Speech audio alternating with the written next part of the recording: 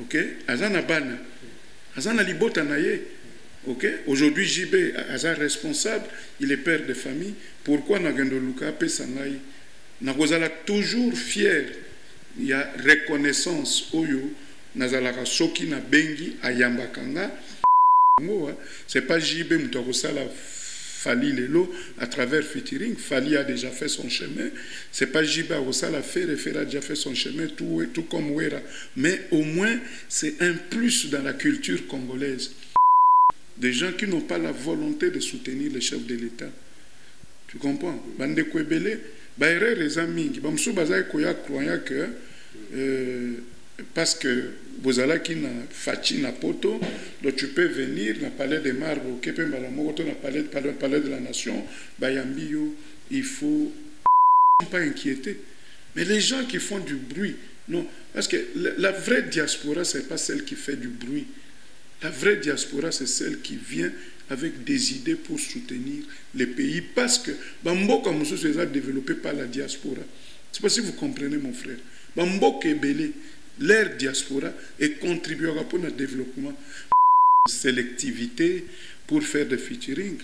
Fali aza lekinaye, neti ferre, neti héritier, neti baleki omususu nyonso, petit nabiso, neti bakaluji, neti Alain Pela Afande, oyo a sentir aza capable. JB c'est une star de référence.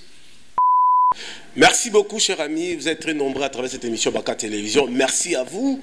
Ça fait au moins dans quelques jours, dans quelques heures, en 2021, en succès, en bonheur, avec Fachi Solution.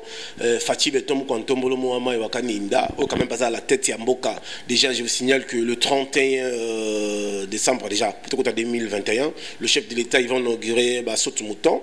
Mais en même temps, tout la grande surprise, après 20 ans d'absence, Namboka, Fafalong âgé.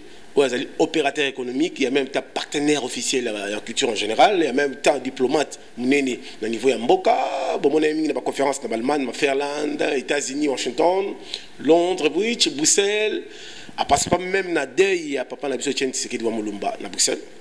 Quand même, il y avait plein de monde. Il y avait Wadeni Moulamba, il y avait Michel Moulumba, il y avait Daniela Kamon, Roselyne Mombo Bazalaki, tout ça. Mais Fafalong, parmi les combattants, quand même, il y a un coup de pouce pour soutenir Etienne Tshisekedi wa Mulumba. Vous allez comme le docteur Nakati Mboka Nabiso. Tozong a pété sa bonne année. Na AG Fafalonga, bonne année. Bonne année, Patrick RFI. Bonne année na bana Congo nyonso. Bonne année na couple présidentiel. Voilà.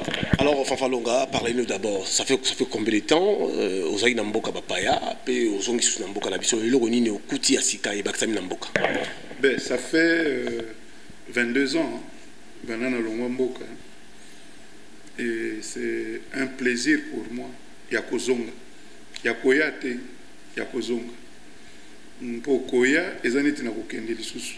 Na zongi pour tango mwana mboka Félix Antoine Tshilombo Tshisekedi a eu pouvoir, nous avions senti un vent à nouveau et j'ai réalisé que na poto na mboka mupaya tozo la politique virtuelle il y a Facebook, la vraie politique est ici. Et nous voulons participer, nous voulons soutenir, parce que le chef de l'État a la volonté politique. Ni tete bambru ya ba FCC banini, mais là ça sali makambo. Pour avoir la volonté et yebani.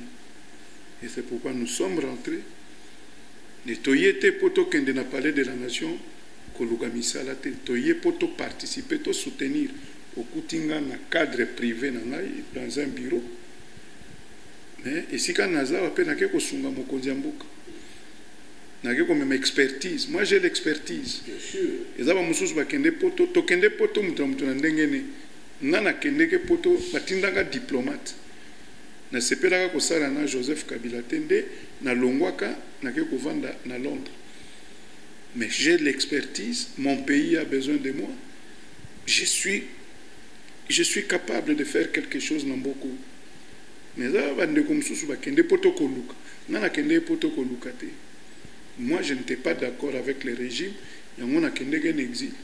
Bon, le régime n'est plus en place, mokonzi mboka sikalobi bozonga, yango tozongi. Et ezate kaka j'ai l'honneur na palais de la nation. Té expertise ou ya poto. Moi j'ai repris mes cours à l'université. Je commence à dès que rentrée académique ezongi, je vais donner cours. La première séance, au moment que je reviens avec mon expertise. Dans le domaine où je peux apporter un plus. Voilà. Parlez-nous d'abord. AG Fafalonga, pas musicien, avant de avancer un peu dans la politique, précisément aux acquis partenaires à Wenge BCBG, à Wenge, à Papa Chéri. Hein? Oui, c'est avec les reculs, 22 ans passés. C'était un vent, j'avais de l'amour pour la culture congolaise et Makaya Bougnon César Mungu Wanango, Yanga Mungu Ezalaki, Jibem Piana. J'ai soutenu le Wenge BCBG, maintenant il y a séparation surtout. Le petit frère Jibem Piana, Azalaki Pena Bayo Yaye. O bandimaka ko sungaye ko bunda pona ye, et je crois que parmi ba guerriers il y a fondation, il y a BCBG. Pour moi ni libanga ya fondation ils ont une valeur koleka mur peinture bachaka na mur pour peinture et l'axaka beauté, mais libanga ya fondation nde epesaka valeur ya ndako pour so fondation ils ont mabenda ko kokuya. Moi je n'ai pas honte de dire que j'ai placé ma pierre dans la fondation ya BCBG. Il y a Wenge tout terrain, mais BCBG. Du JB avant, Nengazaki na Koluka, na Nenga commis stable boy. C'est du moins reconnaissance moko, na cadre moko ya ko benga payo en tant que Zaki Muto Chaki quand même paie moi pierre. Il y a des biens carrière naïe, il y a succès paye à makamu naïe, à récompenser même si on attend à moins le moko qui le moins souvenir. Moi je veux dire ceci. JB est resté mon jeune frère, reconnaissant. Je garde de très bonnes relations avec JB. Je suis parmi les seuls vieux qui lui restent. Koluka ke JB a pesangai te. Tango tozako sungaye, tozako sungande ba skills, comment qualité naïe artistique, valeur artistique naïe pour que les Kinabi soient Kende Liboso. Aujourd'hui, moi, je suis fier de voir ce que JB est devenu ou ce qu'il a accompli dans sa vie. Je suis fier.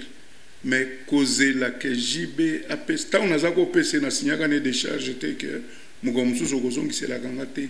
Tant on a zako sunga JB physiquement, moralement, intellectuellement, financièrement.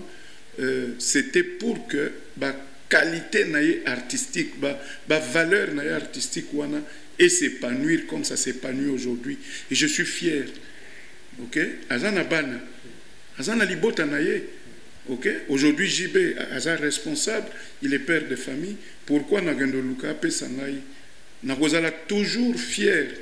Il y a reconnaissance oyo nazalaka soki na bengi ayambakanga. To échangeaka, to partageaka. Et JB n'a pas que Fanfan Longa. Imagine-toi, après 20 ans, il a connu combien de sponsors.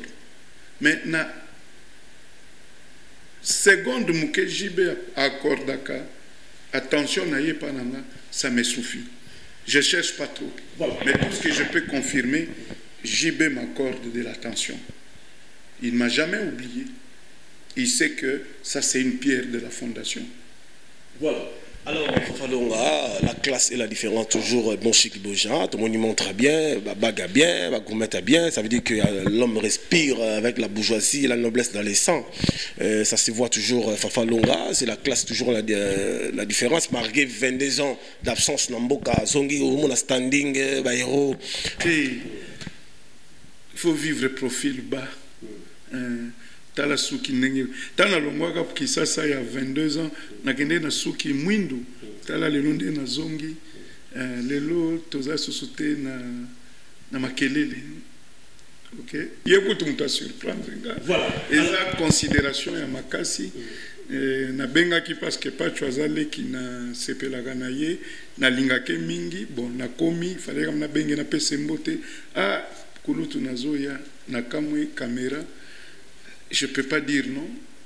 Ok. Voilà. En tout cas, merci beaucoup du fond de mon cœur. Merci Bounani. C'est un acte de considération quoi. Voilà. Alors, Agif Falong a parlé aujourd'hui, ça fait 22 ans aujourd'hui. Papa Chéri, toujours à la page. Bina Adam Motopamba a bientôt balle des matchs. Mais ma grande surprise, c'est en tant que journaliste d'investigation, tout le monde aujourd'hui, Fali, il ne peut pas. Parce que c'est ma relation avec Papa Chéri. Papa Chéri, a mis la featuring na Fali. Pour nous, démarche, projet, et que blessé tes bateaux partenaire monsieur Papa Chéri n'a pas fan monsieur la bonne musique. Mais moi je crois pas que blessé JB n'a pas fermé sa porte au featuring, il n'a pas une sélectivité pour faire des featuring.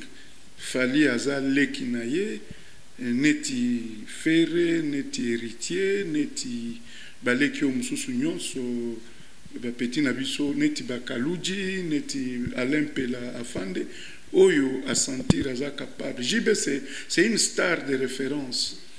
OK, c'est comme Wera Son, ce sont des stars de référence. Yamboka nabiso leki oyo agomona que non ako alingi ya sala featuring na JB na Wera. Moi je trouve pas d'inconvénient. Il faut voir quoi là, JB n'appartient pas à quelqu'un. Tout comme Wera, ce sont des stars de référence. Kelelo Balekyo Bazo Kola, Fali c'est une star du pays. Tu vois, vous comprenez. Et je crois que Eza et Lengimingi comme on a star mi balé minzoto mi balé amboga na biso basangani pona bazaba alanga nzembo. Le lope fait repère akoki kolamuka lobi bon Papa Chéri tala projet na ngai ya nzembo na yemba na yo epekisami te. On a vu Papa Wemba faire des featuring presque avec beaucoup de jeunes musiciens. Bo bazaki na besoin ya lupemba te parce que fait je peux dire que faire Fali héritier bazana lupemba na bango c'est pas JB mutako sala Fali Lelo à travers featuring. Fali a déjà fait son chemin. C'est pas Jiba Rosala fait, a déjà fait son chemin, tout comme Wera. Mais au moins, c'est un plus dans la culture congolaise.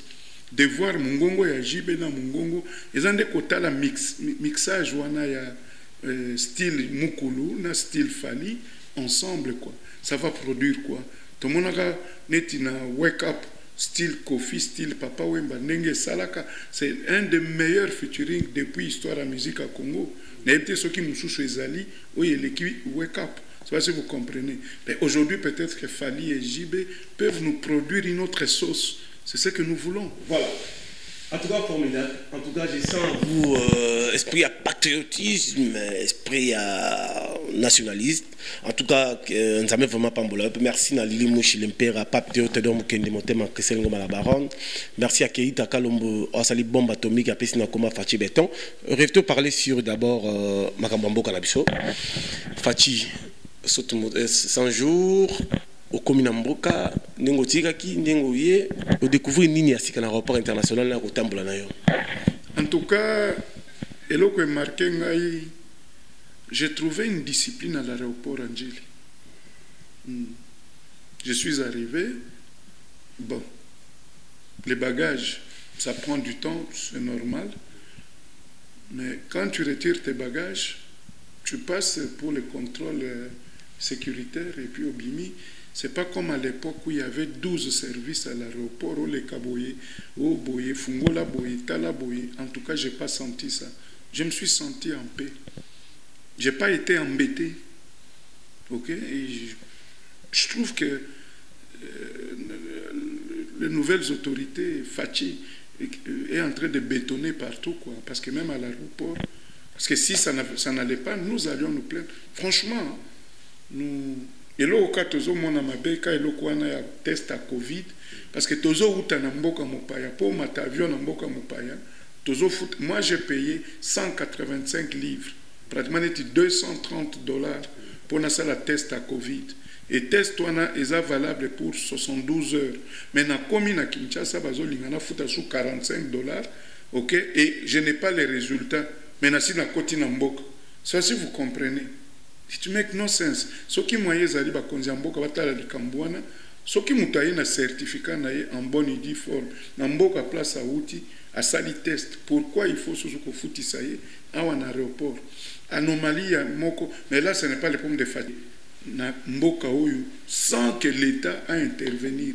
Mais au Kosombe loko na 2000, oyeko dédouaner na 6000. Dis-moi qui peut s'encourager à kende kokota d'investir. Ce sont des au moins ba mboka net ba Inde. Ils sont développés à partir de petites unités de production.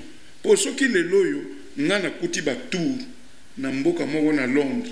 Na sombi yango peut-être na moni bazo boa kango ta mususu. Na sombi yango na memi yango na Kisasa. Na installer yango na Tchango. Na kozo ba petit ba komo fabriquer ta ba CTT. Ceux qui mususu peut ajui ba machine ba brique. A memi yango aluki ba petit na Tchango ba komo beta ba brique. Mais au Kosomba, biloko mususu toke même kolokota. Mais au koma nango na douane likolo makasi. C'est un problème. Même transport oyo. Mituk, mboka neti Angleterre, eza mboka mituk eza moins cher.